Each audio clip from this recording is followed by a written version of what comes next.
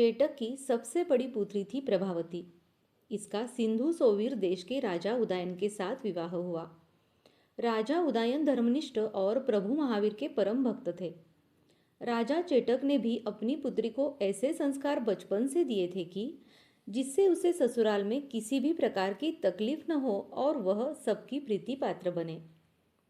श्रेष्ठ संस्कारों के कारण राजा उदयन एवं रानी प्रभावती का दाम्पत्य जीवन बहुत सुखी था। उनकी राजधानी वीतभयपट्टन थी।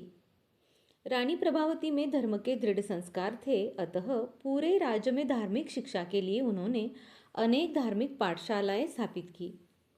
प्रभावती रानी स्वयं जाकर समय समय पर उनका निरीक्षण करती थी। राजा उदयन एवं रानी प्रभावती का अभिची कुमार नाम का एक सुंदर पुत्र था। अभिची कुमार युवा हुए उसी समय प्रभु महावीर वहां पधारे। प्रभु के दर्शन के लिए राजा, रानी, प्रजानन सभी पहुंचे। भगवान ने धर्म देशना दी। भगवान की वैराग्योत्पादिनी जिनवाणी सुनकर रानी प्रभावती को दीक्षा लेने की भावना उत्पन्न हुई। रानी प्रभावती ने अपने पति राजा उदयन से दीक्षा की आज्ञा मांगी। राजा उदयन ने उन्हें बहुत समझाया, परंतु वैराग्य दृढ़ होने के कारण वे नहीं मानी। जब दीक्षा की भावना प्रबल देखी तब राजा उदयन ने कहा, मैं एक शर्त पर ही दीक्षा की आज्ञा दे सकता हूँ कि तुम दीक्षा लेकर कर्मों की निर्जरा करके मरकर यदि देवलोक में जाओ तो वहां से मुझे प्रतिबोध देने के लिए आओ, तो मैं दीक्षा की आज्ञा दे सकता हूँ।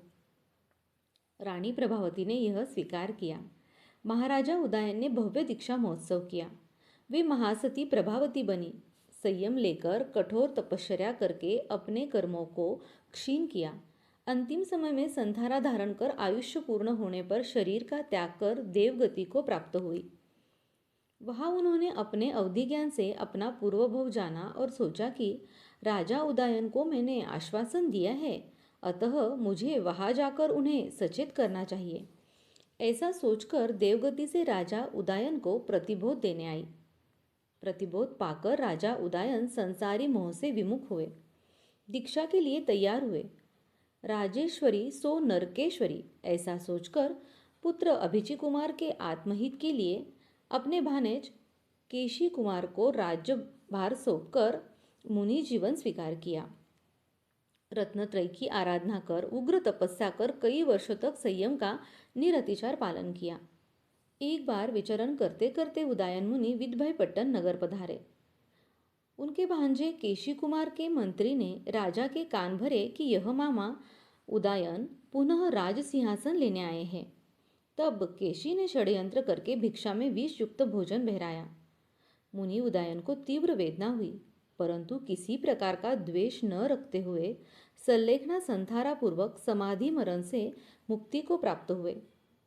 सती प्रभावती का जीव जो देव भव में गया था, वह भी कुछ भव करके अंत में समस्त कर्मों का क्षय करेगा और सिद्ध गति को प्राप्त करेगा।